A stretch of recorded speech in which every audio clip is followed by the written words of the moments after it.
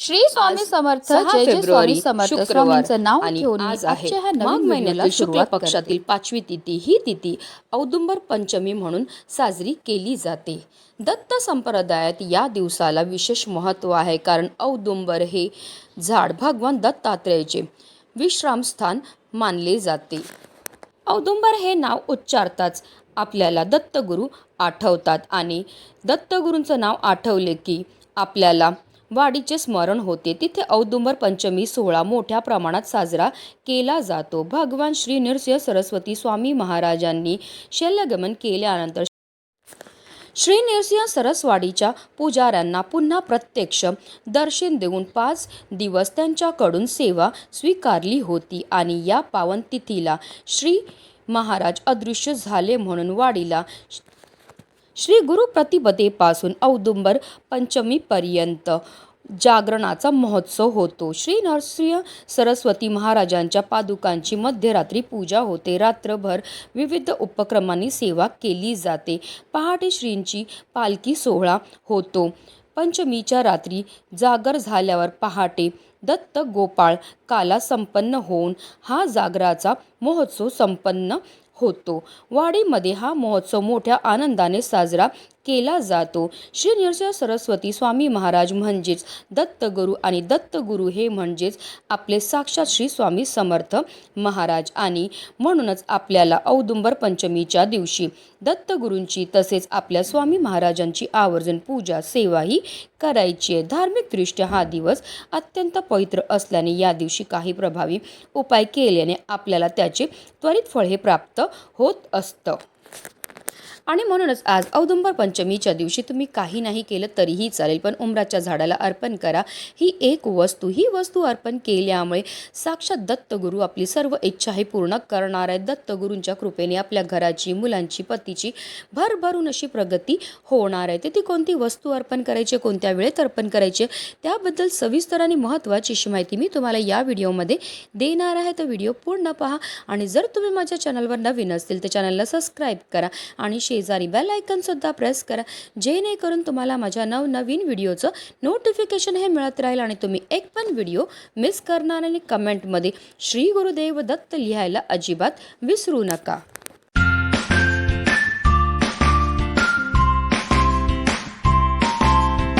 ही औदुंबराची सेवा आपण दिवसभरामध्ये कधीही करू शकतात. फक्त 12 ते 12:30ची जी वेळ असते त्या वेळेमध्ये आपल्याला कोणत्याही सेवा किंवा कोणतेही उपाय हे करायचे नाहीत, कारण ती दत्तगुरूंची भिक्षेची वेळ असते.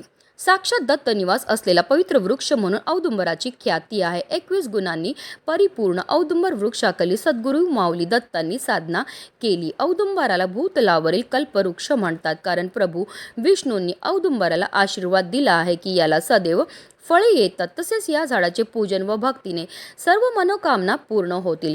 या झाडाचे दर्शन केल्याने उग्रता शांत होईल. या झाडाच्या नियमित प्रदक्षिणा घातल्याने आपत्य प्राप्ती होईल.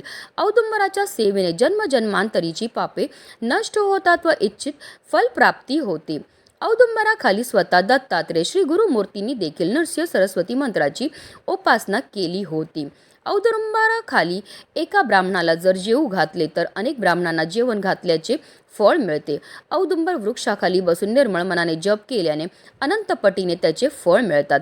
औदुंबर वृक्षात तळी निर्मळ मनाने एक चित्तेने एकादशी रुद्र केला असता अतिरुद्र केल्याचे फळ मिळते. औदुंबराच्या मंद गतीने प्रदक्षिणा केल्यावर खूप पुण्य पदरी पडतं. या झाडाच्या 1 लक्ष प्रदक्षिणा केल्याने कुष्ठरोग सारखे भयंकर रोग देखील जातात.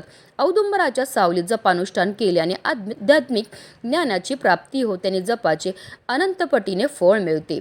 औदुंबराखाली पाणी ठेवून त्या पाण्याने स्नान केल्याने भागीरथीत स्नान केल्याचे पुण्य मिळते.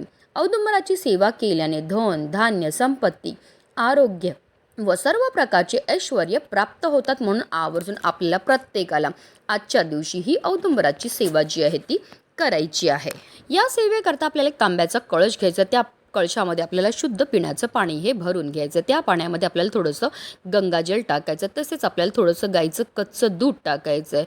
दूध टाकल्यामुळे आपल्या कुंडलीतील चंद्र बलवान होतो. चंद्र हा मनाचा कारक मानला जातो आणि जर आपल्या कुंडलीतील चंद्र बलवान झाला तर त्यामुळे आपल्या जीवनामध्ये असणाऱ्या शारीरिक आणि मानसिक त्रासापासून आपल्याला मुक्तताही मिळत असते. तसेच त्या पाण्यामध्ये आपल्याला चिमूटभर हळदसुद्धा टाकायची. हळद टाकल्यामुळे आपल्या कुंडलीतील गुरुग्रह हा बलवान होतो आणि जर आपल्या कुंडलीतील गुरुग्रह बलवान झाला तर त्यामुळे आपल्या जीवनामध्ये असणाऱ्या ज्या आर्थिक समस्या त्यापासून आपल्याला मुक्तताही मिळत असते. त्याचबरोबर आपल्याला 21 तांदळाचे दाणे सुद्धा घ्यायचे. जे तांदळाचे दाणे आपण घेणार ते व्यवस्थित पाहून घ्यायचे. ते अखंड असावे, कुठे तुटलेले फुटलेले किंवा खराब झालेले नसावे. आता एक प्लेट घ्या, त्यामध्ये हे 21 तांदळाचे दाणे ठेवायचे. त्यावर थोडंसं पाणी शिंपडायचं आणि त्यावर आपल्याला थोडीशी हळद टाकायची आणि या दाण्यांना आपल्याला पिवळं हे करून घ्यायचं आहे. त्याचबरोबर आपल्याला एक दिवासुद्धा तयार करायचा. प्रयत्न करून कणकेपासून दिवा तयार करा, कारण सर्व दिव्यांमध्ये सर्वश्रेष्ठ दिवा हा कणकेचा मानला जातो. की अगदी तुम्ही मातीची पंती घेतली तरीही चालणार. त्यामध्ये आपल्याला 2 वातीची 1 वात करून लांब वात टाकायची. तसेच त्यामध्ये आवर्जून आपल्याला शुद्ध गाईचं तूप टाकायचं आहे. तसेच आपल्याला थोडीशी साखरसुद्धा घ्यायची आहे. पिवळी फुलं घ्यायची आहेत, हळद कुंकू या सर्व वस्तू घेऊन जायचं आपल्याला औदुंबर वृक्षाजवळ. औदुंबर वृक्षाजवळ गेल्यावर सर्वप्रथम आपल्याला तिथे दिवा हा प्रज्वलित करून ठेवायचा. पण दिवा डायरेक्ट जमिनीवर ठेवू नका. थोडेसे तांदूळ ठेवा किंवा फुलांच्या पाकळ्या ठेवायच्या आणि त्यावर आपल्याला हा दिवा जो आहे तो प्रज्वलित करून ठेवायचा आहे. आता औदुंबर वृक्षाला आपल्याला हळद कुंकू अक्षदा धूप दीप अगरबत्ती दाखवून घ्यायची आहे. पिवळी फुलं घेऊन गेली असेल तर ती अर्पण करून घ्यायची आणि त्यानंतर जे जल आपण घेऊन गेले ते औदुंबर वृक्षाला आपल्याला अर्पण करायचं. जल अर्पण करताना निरंतर आपल्याला दिगंबरा दिगंबरा श्रीपाद वल्लभ दिगंबरा या मंत्राचा जप हा करायचा आहे. आता जी साखर आपण घेऊन गेलेली आहे ती साखरसुद्धा आपल्याला तिकडे औदुंबर वृक्षाजवळ ठेवायची आहे. कारण औदुंबर वृक्षाजवळ बऱ्याच प्रमाणामध्ये मुंग्या असतात आणि जेव्हा ही मुंग्या ही साखर खातात तर ते सुद्धा आपल्याकडनं केलेलं एक प्रकारचं दान असतं आणि हे दान केल्यामुळे आपल्यावर दत्तगुरूंची भरभरून कृपाही होत असते. त्याचबरोबर जे 21 तांदळाचे दाणे आपण घेऊन गेलेले आहेत ते सुद्धा आपल्या उजव्या हातामध्ये घ्यायचे आहेत आणि आपल्या मनातली इच्छा व्यक्त करून आपल्याला हे तांदळाचे दाणे जे आहेत ते औदुंबराच्या इकडे छोटासा आपल्याला खड्डा खोदायचा आणि त्यामध्ये आपल्या मनातली इच्छा व्यक्त करून हे तांदूळ जे आहेत ते आपल्याला तिथे गाडायचे आहेत. त्यानंतर आपल्याला औदुंबराच्या झाडाची थोडीशी माती जी आहे ती आपल्या कपाळावर लावायची. त्याचबरोबर थोडीशी माती उचलून आपल्याला आपल्या घरी घेऊन यायची आहे. ही माती आपल्या घरी आणल्यामुळे साक्षात दत्तगुरूंना आपल्या घरी आणल्यामुळे आपल्याला पुण्य हे प्राप्त होत असतं. त्यानंतर आपल्याला आवर्जून औदुंबर वृक्षाला आपल्या दोन्ही हाताने स्पर्श करायचे आणि आपल्या मनातली इच्छाही व्यक्त करायची. असं केल्यामुळे आपल्या सर्व इच्छा मनोकामना ह्या साक्षात दत्तगुरू पूर्ण करतात. आता आपल्याला औदुंबर वृक्षाच्या झाडाजवळ जी माती आहे तिने आपल्या कपाळावर टिळा लावायचा. त्याचबरोबर काही माती जी आहे ती आपल्याला आपल्या घरी घेऊन यायची. ही माती आपल्या घरी आणल्यामुळे साक्षात दत्तगुरूंना आपल्या घरी आणल्यामुळे आपल्याला पुण्य हे प्राप्त होत असतं. त्याचबरोबर एखाद्या दाम्पत्याला जर संतान सुख प्राप्त होत नसेल तर अशा लोकांनी औदुंबर पंचमीच्या दिवशी औदुंबर वृक्षाखाली बसून गुरुचरित्रातील 22व्या अध्यायाचं पठण हे करायचं आहे. अतिशय चमत्कारिक अशी ही सेवा आहे. ही सेवा केल्यामुळे अवश्य तुम्हाला संतान सुख हे प्राप्त होणार आहे. त्याचबरोबर जर तुम्हाला असं वाटत असेल तुमच्या घरामध्ये कायम सुख समृद्धी राहावी, तुमच्या घराची मुलांची पतीची भरभरून प्रगती व्हावी तर औदुंबर पंचमीच्या दिवशी औदुंबर वृक्षाखाली बसून आपल्याला गुरुचरित्रातील 18व्या अध्यायाचं पठण किंवा श्रवण करायचं आहे. आता जी माती आपण औदुंबराजवळची घेऊन आलेली आहे तिला आपल्या घरी आणल्यानंतर एक प्लेटमध्ये किंवा लाल रंगाच्या कपड्यामध्ये ठेवायचं आणि आपल्या देवघरामध्ये ठेवायची आहे. आता या मातीला आपल्याला हळद कुंकू अक्षदा एक फूल अर्पण करून घ्यायचं आहे. धूपदीप अगरबत्ती दाखवून घ्यायची. आता देवघरामध्ये बसूनच आपल्याला एक प्रभावी सेवा सुद्धा करायची आहे.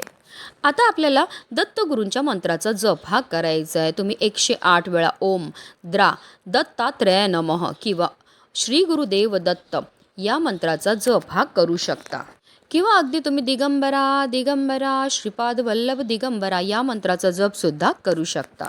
त्यानंतर दोन्ही हात जोडून दत्तगुरूंचं स्मरण करायचे. जी इच्छा आपण झाडाखाली बोलली होती ती इच्छा पुन्हा एकदा आपल्याला बोलायची आणि ती इच्छा पूर्ण करण्याकरता आपल्याला दत्तगुरूंना मनोभावे प्रार्थनाही करून घ्यायची आहे. तसेच देवघरामध्ये जो दिवा आपण प्रज्वलित केला आहे त्यामध्ये तेल किंवा तूप आपल्याला एवढं टाकायचं जेणेकरून हा दिवा जो आहे तो संपूर्ण दिवसभर संपूर्ण रात्रभर प्रज्वलित राहील. आता देवघरामध्ये जी आपण माती ठेवली ती संपूर्ण दिवसभर संपूर्ण रात्रभर तिथेच ठेवायचे. दुसऱ्या दिवशी आपल्याला काय करायचं, सकाळी लवकर उठायचं, स्नान करायचे, देवपूजा करून झाल्यानंतर ही माती आपल्याला तिकडनं उचलायची आहे. आता ही माती जी आहे ती आपल्या घरामध्ये ज्या झाडांच्या कुंडी असतात त्या कुंडीमध्ये ही माती टाकायची आहे. अशा रीतीने आपल्याला हा उपाय जो आहे तो आज औदुंबर पंचमीच्या दिवशी करायचा आहे.